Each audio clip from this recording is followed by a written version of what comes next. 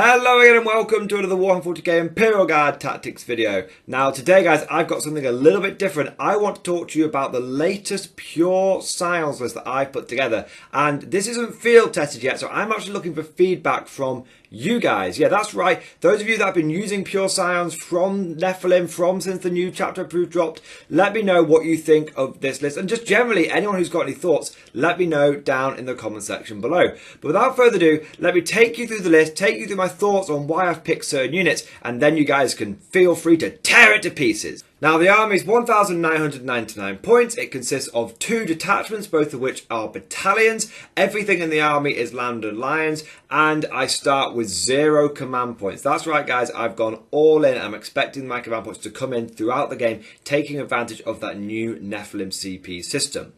Now the first attachment is headed up by 2 Tempesta Primes. The first one has a command rod, and he is my relic bearer with a refractor shield generator, and he is my warlord with the warlord trait keys to the armory. That's a pretty standard land and lion warlord to have. What the refractor shield generator does is it gives out a 6-inch bubble of a 5+ invulnerable save, and what keys to the armory does is it allows everyone within 6 inches to reroll ones to hit. Now this is really good when you combine this with Torx Primes, who wouldn't normally have that ability to reroll ones or get an invulnerable save. So I'm hoping that the keys to the armory is going to go really well with with anything. I've got a lot of plasma in this list as well, but it's going to go well with those Torx Primes, and the refractor shield generator will also give me a durability buff on pretty much any unit that's around this guy. It's a pretty classic combination for a land and lion warlord. Now the second Tempesta Prime has just got a command rod and a chainsaw, or power sword now that they're free, and so those guys are going to be giving me 4 orders a turn.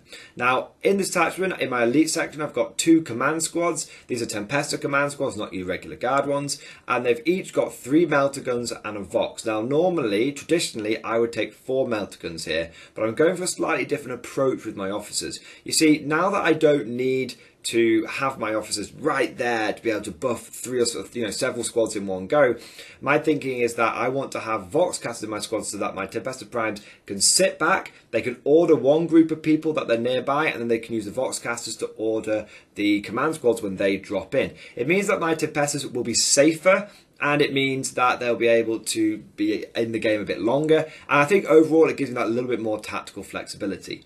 Now following on from that, we've got plasma. Lots of plasma. Now we're looking at 3 squads of 10 Scions. Each one has got 4 plasma guns, and the sergeant has a plasma pistol and power sword. And then we've got another 3 squads of 5 Scions with 2 plasma guns, Vox, sergeant has a plasma pistol and power sword. I should say every squad's got a Vox because they're free now. Should have said that.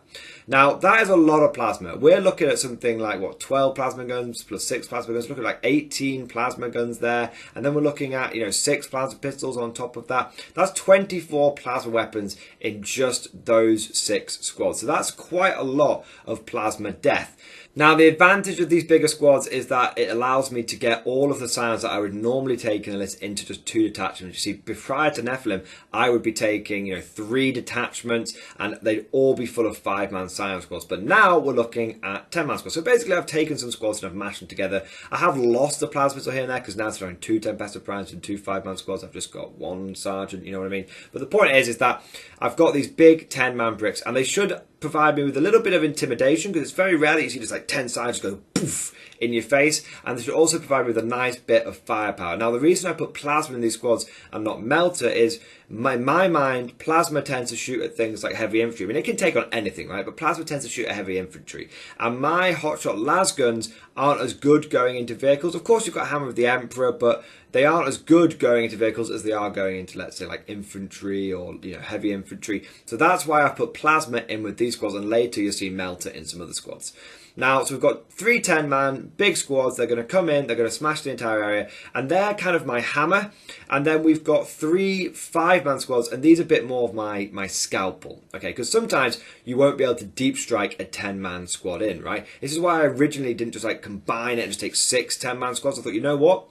There's going to be times when I won't have the deep strike maneuverability. I won't have the space to just deep strike 10 guys in. but I could squeeze 5 25mm bases in quite easily. And so my thinking is that I've got 3 10-man squads with just big chunky firepower, and then I've got 3 5-man squads which can take on pretty much anything and just drop in and be a little bit more flexible, a little bit more scalpel.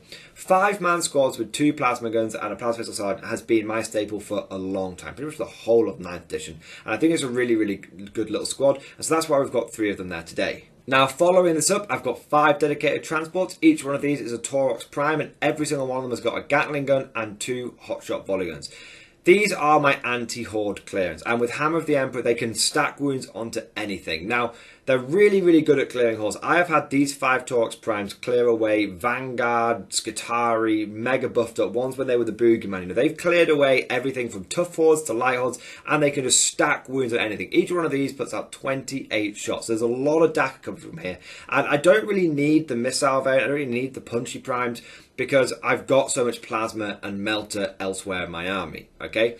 Now, my thinking is with that, these guys are going to make part of my hammer that I mentioned before. So if you think about having 3 10-man Scion squads and these 5 Taurox Primes, this makes up what I would just call my brute force, okay? There's nothing particularly complicated about any of these units. They're going to go in there, they're going to dacker things to death, combined with the big Scion bricks, they're going to blast things to death, and I think it just gives me volume of fire. The Taurox Primes give me a lot of volume of fire, and that's really what I'm expecting to get from them. So that covers the first attachment. Now let's take a look at the second attachment. So in the second attachment, we're going to start off and we're going to have a unit that doesn't take up a slot. We're going to have an allied Inquisitor. Now this is the classic double smite Inquisitor, okay? And I really like running one of these with my Scions. I think it provides you with that ability to act in pretty much any phase, and it allows you to just put out some mortal wounds. Now, I did move away from the Malleus Inquisitor for a while, but I'm coming back to him because I'm finding I'm playing a lot of people at the moment who have got some kind of psychic secondary, and I want to be able to interact with that. I want to be able to stop that, and more importantly, I want to be able to be doing mortal wounds, okay? Mortal wounds are really good. When you've got these defensive buffs going on everywhere, you know what?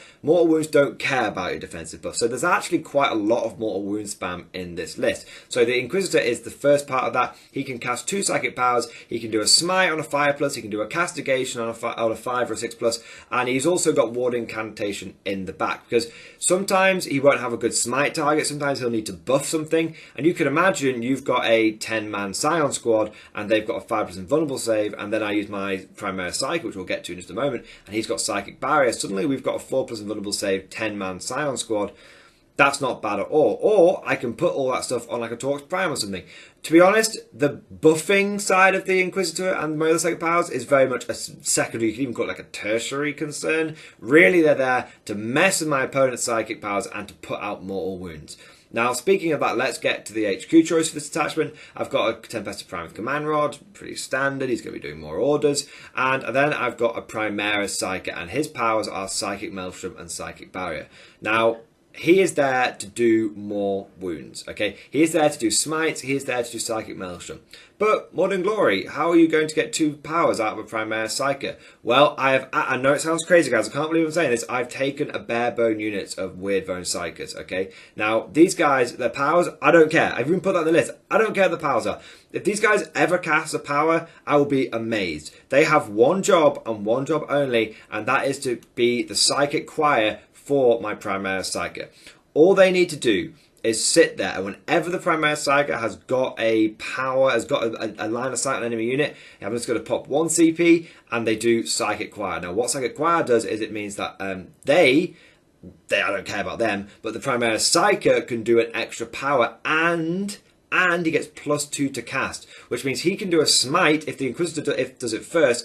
The Primaris Psychic then does it on a 4+ still. Even though it's gone up by 1, he does it on a 4+. And he can then do Psychic Maelstrom on a 5+. Which means all of my mortal wound power basically goes off on like a 4 or a 5+. It's really, really good. Now on average, each smite is going to do D3 mortal wounds. That's an average of 4 mortal wounds. And then castigation is going to do D3 mortal wounds. That's 6 mortal wounds. And then Psychic Maelstrom is on average just 3 mortal wounds. So this army actually puts out 9 mortal wounds a turn. That's enough to like fell a Dreadnought, okay? That's enough to just pick up a 5-man Intercessor squad. That's enough to take out a Harlequin boat. that's enough to pick up, you know, the majority of a custodian squad. It's quite nice to be able to just put out 9 mortal wounds. And so the plan is that basically, don't forget the Weird Psychos, there's 3 of them in the squad. So how I'm expecting to use this is those 3 are going to be tucked out of line of sight, safe as houses, never going to see the light of day. And my Inquisitor is going to be stood out there, shaking his dick at the enemy, going, "You will never get this, you will never get this," as he's like blasting off like mine bullets because you can't target him because he's in range of a unit, which it's got 3 models, so you can't target him. So it would, you know, look out, sir. So that's kind of how I'm expecting to use it. And, you know, the Inquisitor can, you know, vibe off that as well. Like, and so I'm just going to have these, like, these little 5 models, like, walking around, just blasting people with mine bullets. And like we said, it's between 8 to 9, you know, mortal wounds a turn. So that's pretty good. Now, moving on from that, we've got another Tempesta Command Squad with 3 Melta guns. So we've got a lot of Melta. I decided that I wanted, because I wasn't running 3 Tempesta Command Squads with like 4 Melta guns in 2 of them, and then, you know, like, you know, 4 plasma guns in another one. I figured I've got a lot of plasma already. I need more Melta.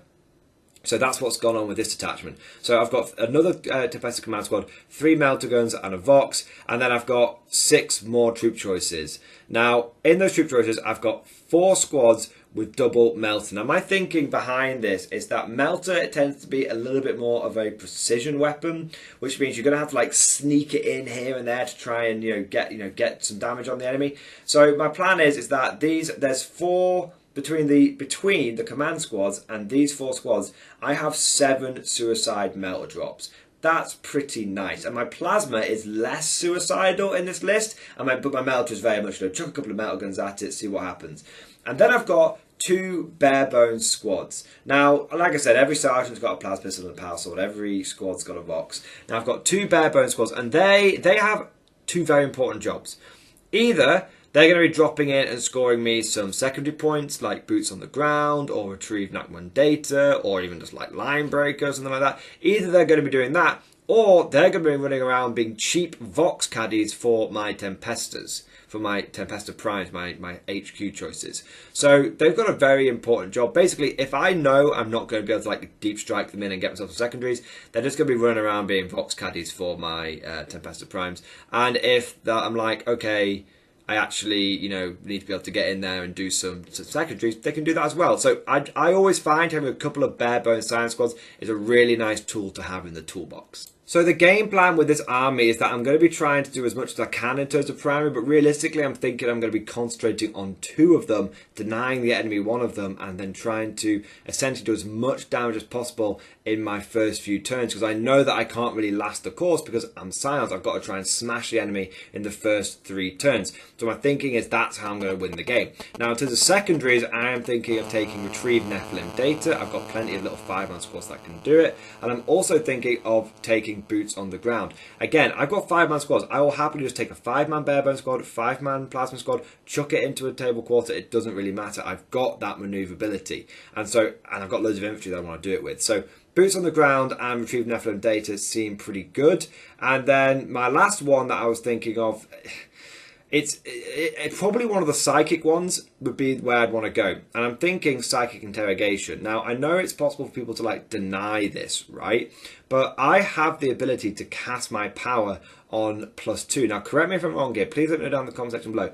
But Psychic Quiet lets you get off your psychic powers on +2, right? And so if I can do psychic interrogation on a +2, it means that it's almost guaranteed. It's guaranteed to go off, and it means my opponent is much less likely to be able to deny it. And a lot of armies out there at the moment are things like Necrons, and Necrons are doing really, really well, and they don't have pretty much any way to interact with psychic power. So it's a pretty nice little way of interacting with them.